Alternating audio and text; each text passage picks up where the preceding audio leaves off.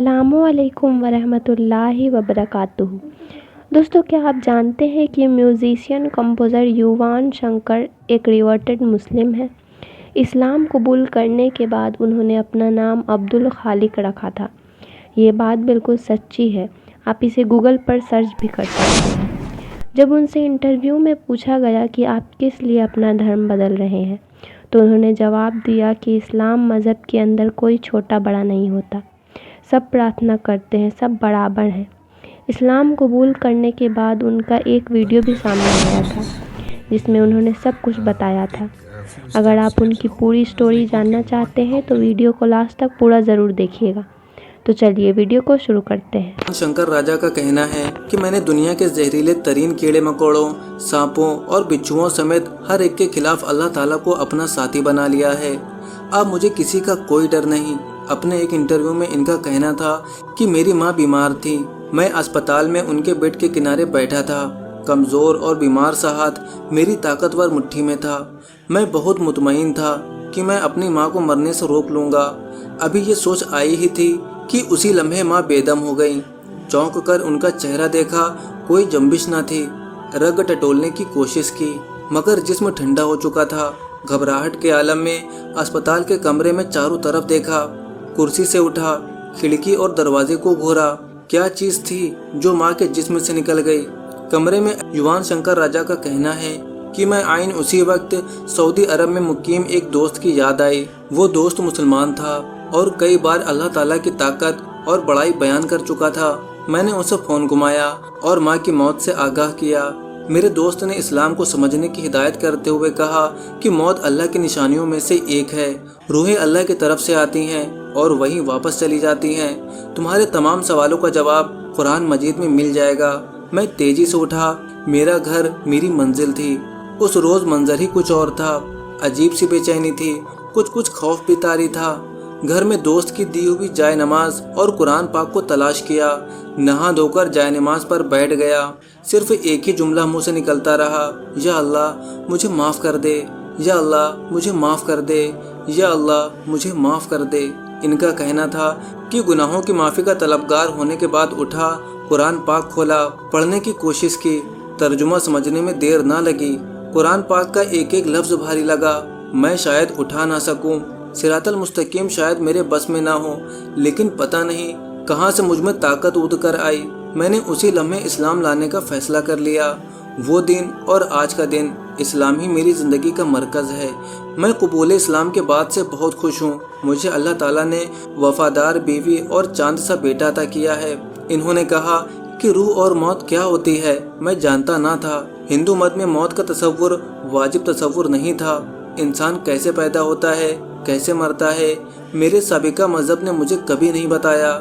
Indian मौसीकार ने आगे कहा कि सन 2011 में दिल के दौरे से मेरी माँ की अचानक मौत हो गई। हमारा ख़ानदान बहुत बड़ा था, लेकिन उन्होंने सबको जोड़ रखा था। हम सब एक हैं। इसके पीछे मेरी माँ के सिवा कोई नहीं। मुझे ये मानने में बहुत देर लगी कि मेरी माँ मर चुकी हैं। मैं कई बरस तक उन्हें अपने पास ही महसूस करता रहा। युवा शंकर का कहना था कि सन 2013 तक मेरे आंसू थमते ही ना थे।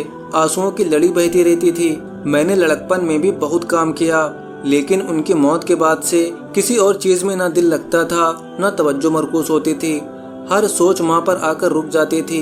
वही मुझे हर काम की तहरीक देती थी। मेरे अंदर काम करने का जुनून बेदार करती थी। मैं उनका लाडला बेटा था। वो मेरे लिए बहुत दुआएं किया करती थी। वो कहती थी कि मैं एक बाग हूँ जो दूसरों को फल देता है। उनकी नज़र में मैं एक ऐसा इंसान था जो माशरे में बदलाव लाने की कोशिश में खुद कहीं खो गया था, खुद को भूल चुका था।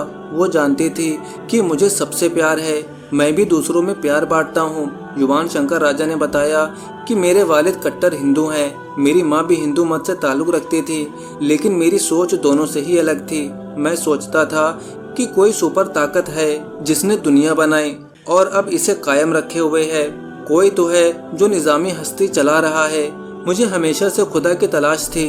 मैं ये भी सोचता था कि भला खुदा किसी शक्ल में कैसे हो सकता है, यानी बुद्ध कैसे खुदा बन सकता है जिसे खुद इंसान ने बनाया। वो कैसे इंसान का खालिक बन सकता है। उन्होंने तस्लीम किया कि मेरी सोच कैसे ये राज पाया। ये मेरी माँ की मौत का वक्त था। जिसने मेरे अंदर की तलाश को पूरा कर दिया। मैं किसी काम की गर्ज में मुंबई आया हुआ था। जब चिनाई वापस पहुंचा तो मेरी माँ बुरी तरह खांस रही थी। मैं उन्हें कार में अस्पताल ले गया। बहन भी साथ थी।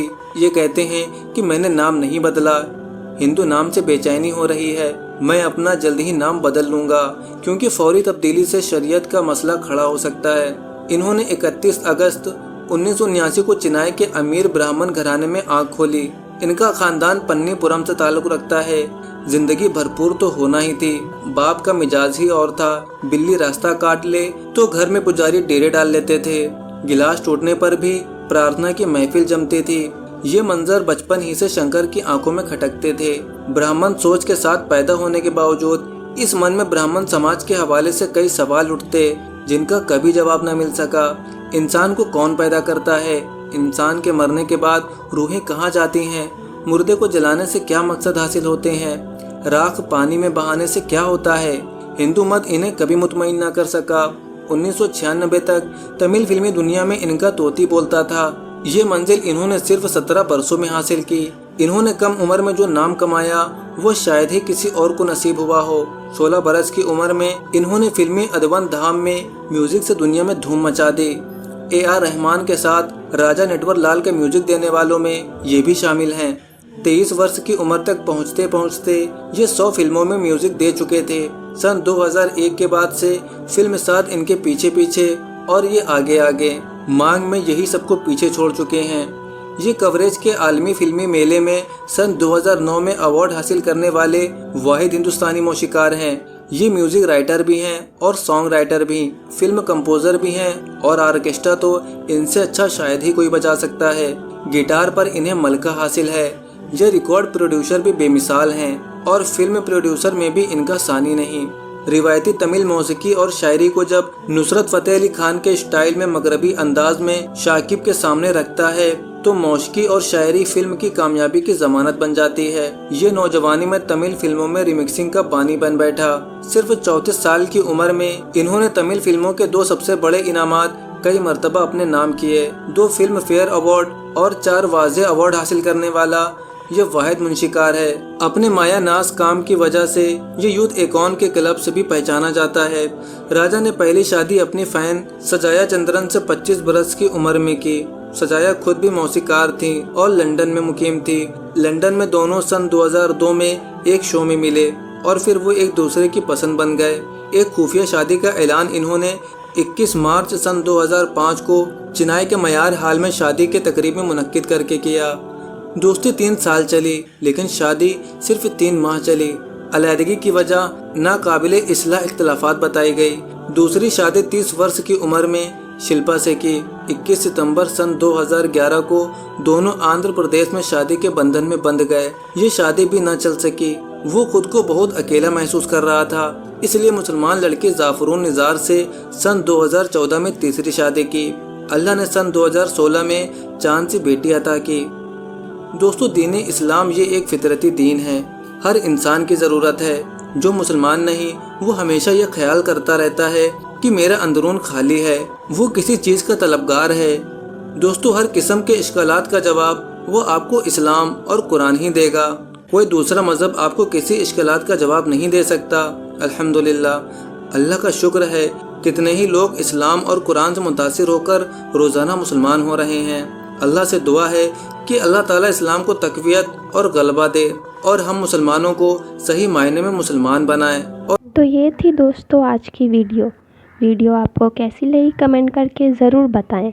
मिलते हैं नेक्स्ट वीडियो में। अस्सलामु अलैकुम।